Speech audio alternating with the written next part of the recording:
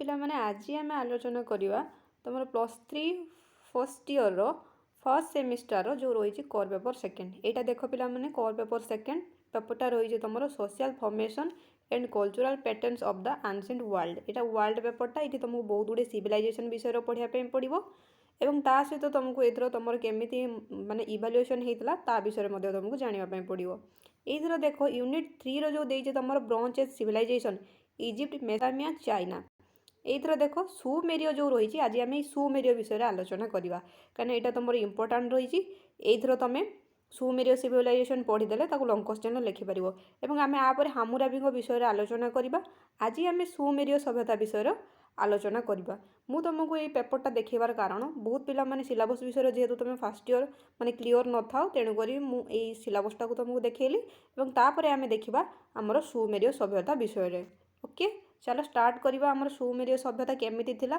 एवं तार कौन कौन सब मुख्य भूमिका थिला से विषय आम आज आलोचना करवा। तो एबे आम आलोचना करवा तुम सुमेरिय सभ्यता विषय जो पिला माने टिके अधे पढ़ी थी सुमेरिय सभ्यता विषय तुमको जाना थी ये सभ्यता विषय आम जेहेतु आलोचना करवा माने तुम प्रत्येक सभ्यतार उत्थान केमिति हुए एवं तार पतन केमिति हुए एवं सभ्यतार तुमर जो उत्थान हबार कारण कौन थाए मेन तो कौ नदी उपत्यकार सभ्यता गढ़ी उठे से नदी गुड़ाक आम देखा माने तुम जियोग्राफिकल लोकेशन एवं तुम पॉलिटिकल कंडीशन कौन थाए एवं ता सहित तुम से समय जो रिलीजियस केमिति पालन करुले से सभ्यता लोक मैंने ए विषय आम आलोचना करवा मैंने टोटाल उपरे गोटे लंग क्वेश्चन आम आलोचना करवा जोटा कि तुम एग्जाम आसिले लिख बहुत पिलांकर इंटरनाल चली तुम चाहिए ये क्वेश्चन टाक तुम से लिखिपर माने प्रायतः क्वेश्चन आसे सुमेरिय सभ्यता विषय ताकू तुम लिखिपर ये देख इंट्रोडक्शन रे मु कौन लिखी ताकू भल भाव पढ़ो देख इंट्रोडक्शन में लिखाई टाइग्रिस और यूफ्रेटिस नदीर अववाहिकार गढ़ी उठुवा मेसोपोटामिया सभ्यतार सर्वपुरातन पर्याय को सुमेरिय सभ्यता नाम अभिहित करा जाए। तो ये समस्ते बुझी जाइए तुम ये सभ्यता कौ नदी कूल गढ़ी उठी ना यही सभ्यता तुम टाइग्रिस आउ यूफ्रेटिस नदी अववाहिकार गढ़ी उठी एवं यही जो टाइग्रिस आउ यूफ्रेटिस नदी कूल जो सभ्यता गढ़ी उठी माने सभ्यता तो एकाथरे स्टार्ट हुए आउ तार ध्वंस हो जाए नहीं फेज बाय फेज गलापर लास्ट फेज रे जाइए सभ्यतार तुमर ध्वंस हुए किंतु ये जो टाइग्रिस आउ यूफ्रेटिस नदीर फास्ट पर्यायर जो सभ्यता गढ़ी उठी सेटा को तुम कौ सभ्यता कहुला सुमेरिय सभ्यता सर्ट क्वेश्चन आसो सुमेरिय सभ्यता क्यों नदी कूल अवस्थित थिला ताकू लिख टाइग्रिस आउ यूफ्रेटिस तापर देख ऐतिहासिक मतरे अति प्राचीन काल में विकसित होइथिबा एही सभ्यता आदिवासी माने आर्य बा सेमिटिक जातिर लोक नथिले माने किसी हिस्टोरियन आर्ग्यू करती कौन ना एमाने सेमिटिक जातिर नथिले बा एमाने आर्य नथिले बरं सेमाने थिले एक अलगा जातिर लोक माने हिस्टोरियन कहउचंती जे से माने आर्य नथिले से माने अन्य कोनोसी जातिर थिले सुमेरियଙ୍କ उत्पत्ति नहीं मत पार्थक्य थिले मध्य एक कथा सर्वसम्मत जे सेमाने थिले एक गौरवमय सभ्यतार प्रतिष्ठाता माने तांकर जो आर्ग्युमेंट हुए हिस्टोरियन मानकर माने सेमाने कोठू आसिले कौ माने जातिरु थिले ए विषय आर्ग्युमेंट हेले मध्य सेमानकर जो कलाकृति को लेकिन इतिहास आज सुमेरिय सभ्यता को मन रखी। तो ये इंट्रोडक्शन टाक पिला माने लिखिबो आउ जदि तुम एथरे किछि एक्स्ट्रा ऐड करिया पई चाहिबो तुम मध्य ऐड करि परिबो नोट टाक पिला माने तुम खाली उत्तारी दब नहीं ताकू देखिबो पढ़िबो एवं तुमको जदि किछि नुआ इनफॉरमेशन मिले ताकू एथरे ऐड मध्य तुम करिबो। तापर देखो तांकर पॉलिटिकल लाइफ कौन थिला ये सब पॉइंट गुड़ा तुम लिखिबो जेहेतु तुम हूँ फास्ट ये तुम माने नोट लिखा आरंभ होउची तो भल कि ताकू लिखिबो।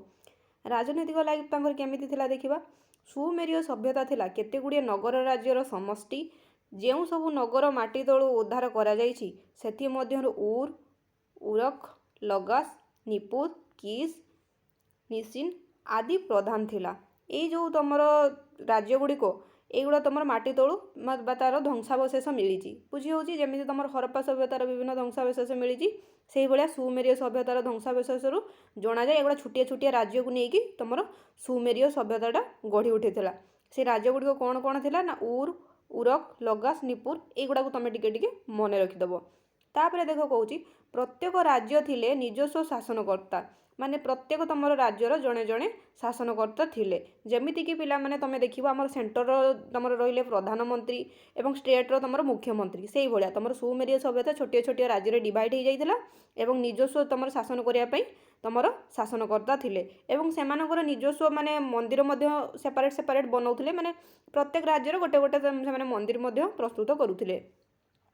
ପ୍ରତ୍ୟେକ ନଗର ରାଜ୍ୟର ନିଜସ୍ୱ ଦେବତା ମଧ୍ୟ ଥିଲେ, ଯେମିତିକି କହିଲି ଯେ ସେମାନେ ମନ୍ଦିର ତୋଳୁଥିଲେ, କାହିଁକି ନା ସେମାନେ ଅଲଗା ଅଲଗା ସବୁ ଦେବାଦେବୀଙ୍କୁ ପୂଜା କରୁଥିଲେ। ଯେବେ ଆମେ ଆଲୋଚନା କରିବା ତୁମର ତାଙ୍କର ପୂଜା ପଦ୍ଧତି ବିଷୟରେ ଦେଖିବା ସେମାନେ କେଉଁ ଦେବତାକୁ କେଉଁ ହିସାବରେ ମାନେ କେଉଁ ନାମରେ ନାମିତ କରୁଥିଲେ। ତାପରେ ଦେଖ କିନ୍ତୁ ପରସ୍ପର ଭିତରେ ପ୍ରୀତି ଓ ମୈତ୍ରୀ ଅଭାବରୁ ନଗର ରାଜ୍ୟଗୁଡ଼ିକ ମଧ୍ୟରେ କଳହରତ ଲାଗି ରହୁଥିଲା। ମାନେ ସେମାନେ ସବୁବେଳେ ତମେ ସବୁବେଳେ ଦେଖିଥିବ ପିଲାମାନେ ଆମ ପଡ଼ୋଶୀମାନଙ୍କ ସହିତ ଆମର ଝଗଡ଼ା ହୁଏ, ସେଇ ଟାଇପ୍ର। ଏଇଠି ଦେଖ କହୁଛି ଯେ ତାଙ୍କର ଯେଉଁ ରାଜ୍ୟ, ମାନେ ମୁଁ ଏଇଟା କାହିଁକି କହିଲି, ଦେଖିବ ଆମର ପଡ଼ୋଶୀ ରାଜ୍ୟ କିଏ, ଆନ୍ଧ୍ରପ୍ରଦେଶ ସହିତ ଆମର ସବୁବେଳେ ବର୍ଡ଼ର ଇସ୍ୟୁ ରହିଛି। ସେମିତି ଆମର ପଡ଼ୋଶୀ ଦେଶ ପାକିସ୍ତାନ ସହିତ ଆମର ବର୍ଡ଼ର ଇସ୍ୟୁ ରହିଛି। ସେଇଭଳିଆ ଏମାନଙ୍କ ମଧ୍ୟରେ ସେତେବେଳେ ଥିଲା ହେଉଛି ତୁମର ଯେଉଁ ଯୁଦ୍ଧ ଲାଗିକି ରହୁଥିଲା, କ'ଣ ପାଇଁ ନା ତାଙ୍କର ସେଇ ବର୍ଡ଼ରକୁ ନେଇକି। ସେଥିପାଇଁ ସେମାନେ କେବେ ଶାନ୍ତିରେ ରହିପାରୁନଥିଲେ ବୋଲି କହୁଛି। ଲାଇନ୍ଟାକୁ ଭଲକି ପଢ଼ିବ ଆଉ ବୁଝିବା ପାଇଁ ଚେଷ୍ଟା କରିବ।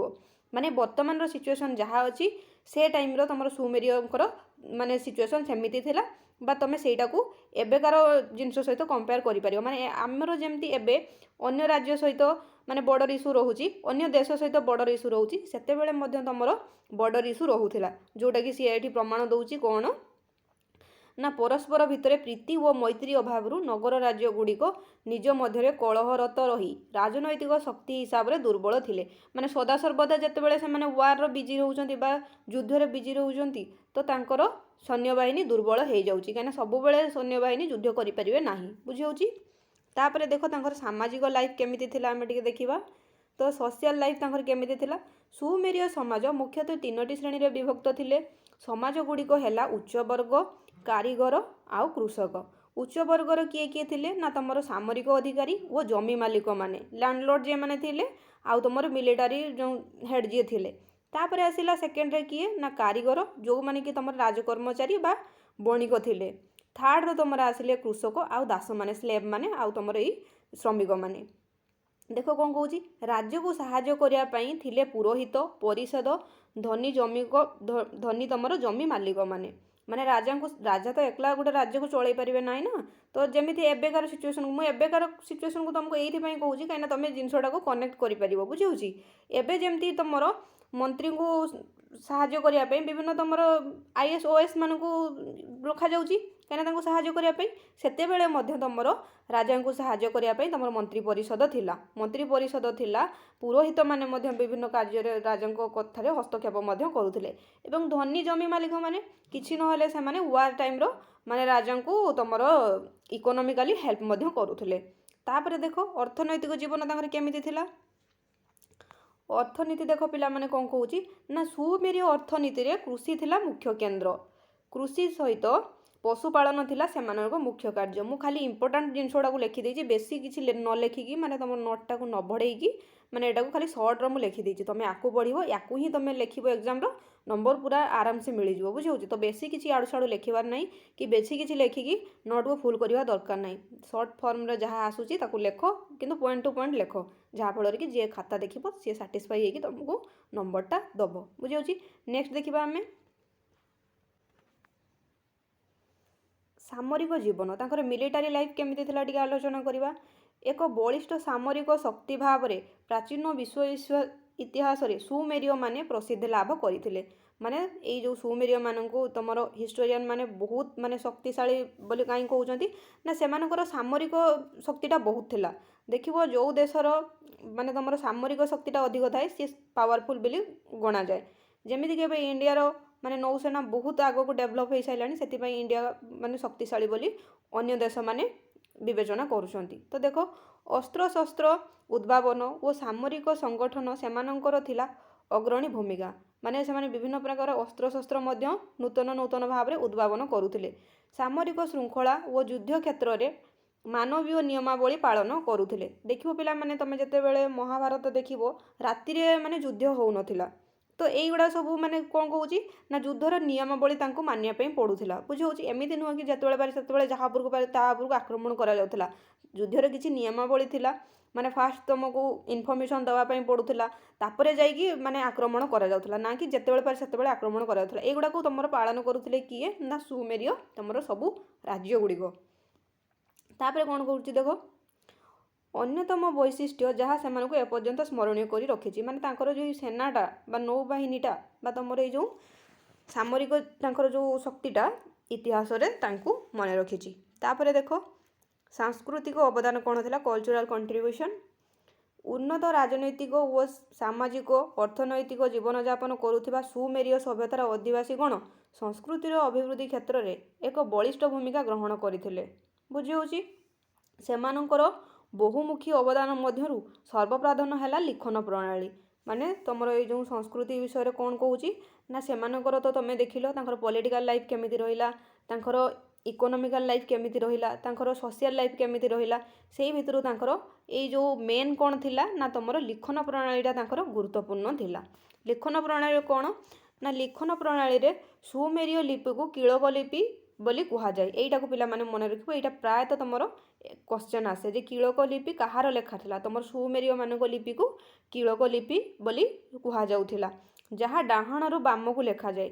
ମାନେ ଆମେ ଲେଖିଲେ ଏଇପଟୁ ଷ୍ଟାର୍ଟ କରୁଛୁ, କିନ୍ତୁ ସେମାନେ ଏଇଠୁ ଷ୍ଟାର୍ଟ କରୁଥିଲେ। ବୁଝିହେଉଛି ପ୍ରତ୍ୟେକ ଲିପିର ଅଗ୍ରଭାଗ କିଳକ ବା ମୁନିଆ ତ୍ରିଭୁଜ ଆକାର ହୋଇଥିବାରୁ ଐତିହାସିକମାନେ ଏହାକୁ କିଳକ ଲିପି ହିସାବରେ ନାମିତ କରୁଥିଲେ।